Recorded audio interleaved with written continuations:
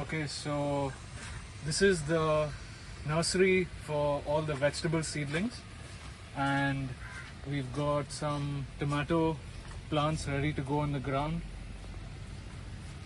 We've got chili varieties, habanero and some banana peppers.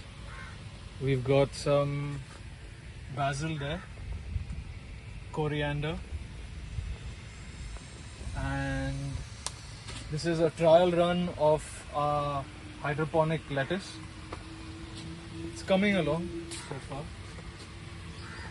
Some more chili seedlings,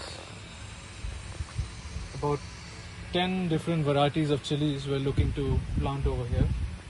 Some wheatgrass, microgreens, different types of mint over here.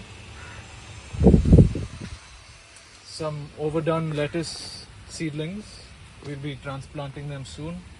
The local Radhika cucumber from Goa. Some more chilies, endive, lettuce, passion fruit, bitter gourd or Karela, and some okra or bendi ready to go in the ground. And it's all being irrigated by this system here, which is a solar powered irrigation system. And we've got the mini sprayer here. We're just doing a test run